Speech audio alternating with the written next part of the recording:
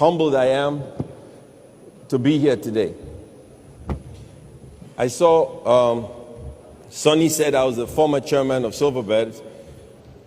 He didn't give me a chance to resign. He retired me on national television. But that's okay. All my life, I've always been attracted to public service for the right reasons. But first of all, let me thank all of the recipients here today, politicians, businessmen, those of you who have accomplished great things for this great nation. When I decided to run for public, I decided to run for the right reasons. I was concerned about the poverty in the land and the inability of governments, federal, state, local governments to function at the level we ought to. In seeking public office, I looked at the national budget, state budget, and local government budgets. I tried to understand why Nigeria was not as developed as it ought to be. And what I saw was shocking and very alarming. Those of us in the private sector understand how we ought to run a company and things we should do and shouldn't do. At the federal budget, a couple of things shook me up. For instance, 1% of the national budget is spent on pilgrimages for the Muslims and the Christians. 3% of the national budget is spent on the National Assembly for 469 people. 30% of the national budget is spent on 1.2 million civil servants. 88% of the national budget is spent on current expenditure, and only 12% is spent on capital expenditure. State governments have no money. Outside, I was talking to the Ekiti state governor, and he cannot pay salaries. Forget about capital development and debts that he inherited. Most states in the country today, if they were companies, would file for bankruptcy.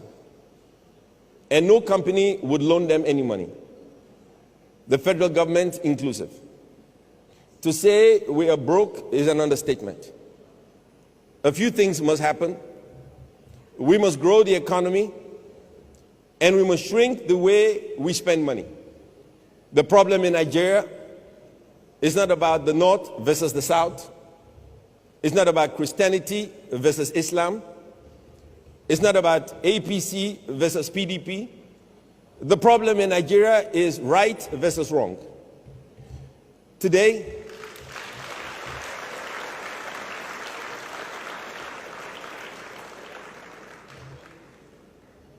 I was interviewed by Bloomberg magazine the other day, and he asked me the problems about the Northeast and the South-South. And I said to him, the issue with the Northeast is not about religion, and the issue about the South-South is not what you think it is. The issue is very simple. We have a small minority of people, the leadership of Nigeria, consuming all the resources of our nation and leaving the rest of us in abject poverty. That cannot work. We must learn to be humble. We must learn to conserve what we have. And we must learn to be kind enough for the rest of us to have enough food to eat, our children to go to school, healthcare facilities for everyone, education,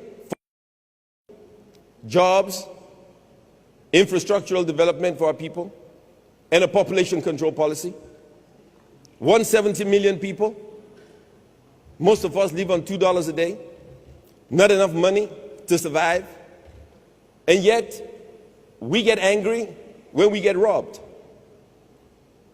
We don't understand why a young kid has access to an AK-47, a grenade, a bomb, making it possible for them to get guns and kill us because we do not look after them. We pay no attention to the least of us. And our response is to live in big buildings with high wired fences, buy bulletproof cars, have more bodyguards, proportional amount of policemen protecting us and not the poor. That cannot work. We must come together and understand that we must all grow and develop together as a people. Anyone you leave behind, you create a problem for the rest of us.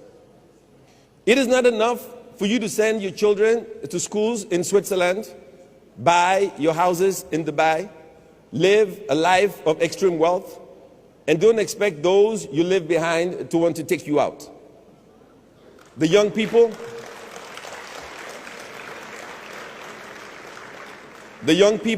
belong to what I call the MTV generation. If 5 presidents could not shut down Fela Nicolas Bokuti, you 100 million people.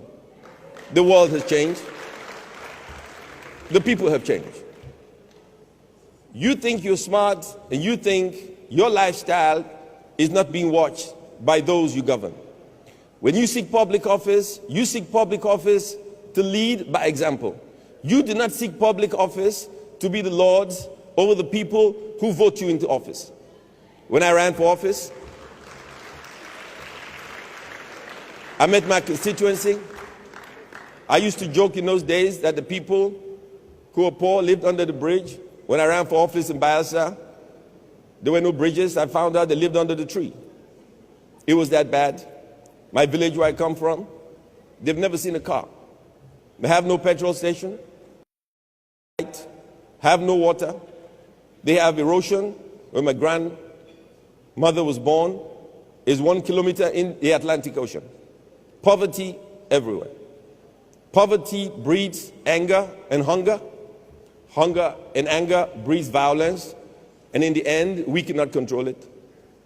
We must be conscious of the people we lead. It is not enough to make great speeches. I see politicians on TV. Special occasions, they say, let us pray. Maybe some of them are not familiar with the concept of prayer. You pray for the food you're about to receive, not the food you ate all by yourself. We need change.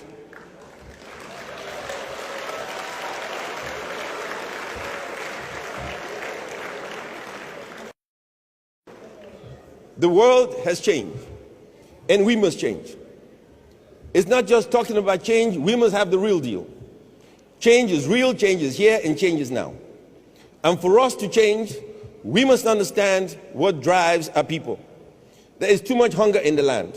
So I'm going to make a deal as your senator. I ran for office to be the senator of all people, not just Bayelsa East, because we have a crisis on our hands. Let's make a deal. Let's say, for instance, to reduce expenditure, only the president and the vice president fly first class. As an example. Let's say the National Assembly, governors, fly business class. Everybody else flies economy. Is that a deal? When you travel abroad, you don't stay in a $4,000 hotel paid for by taxes. I run a business. We employ 1,000 people. I've never stayed in a hotel more than $300 in my life. Not because I can't afford to. But when I think at the end of the month I must make payroll, I must pay taxes, how can I justify staying in a $4,000 hotel? It doesn't make any sense. I have never flown first class in my life, ever. As a young man, I flew Nigeria Airways. Then I flew Virgin Nigeria. Now I fly Arik. And I do so on purpose.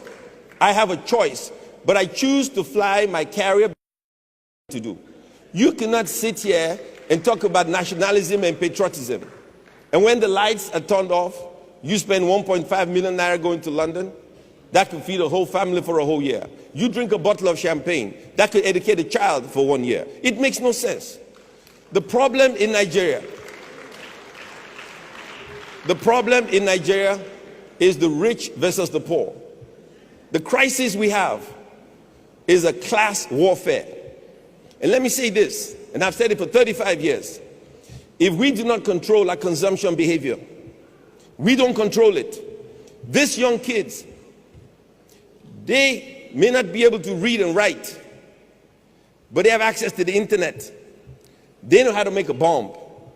They know how to make a grenade. They know where to find a gun. They know how to pull the trigger. When they get hungry and angry, you become the victim. You don't have enough money to hide or run.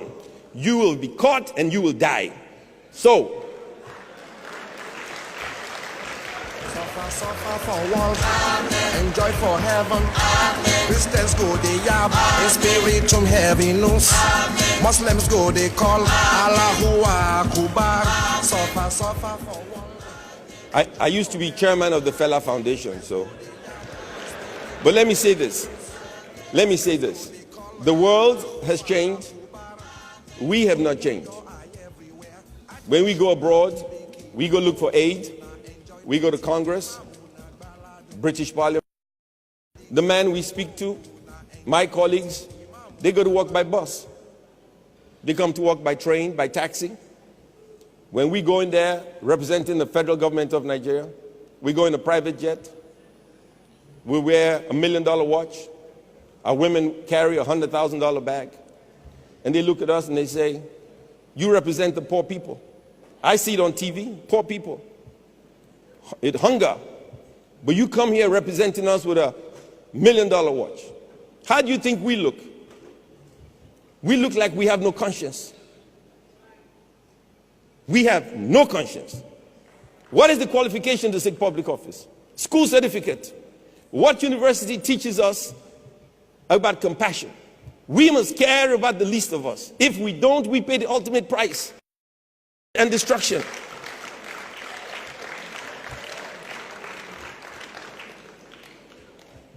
Mr. Gani Fawehinmi, you said to me, you listened to my speeches, and you will hold me accountable. I urge you to hold me accountable. When I go to the National Assembly, I will represent the least of us. I will raise my voice. I will speak about the issues. Damn the consequence. I will speak about the issues.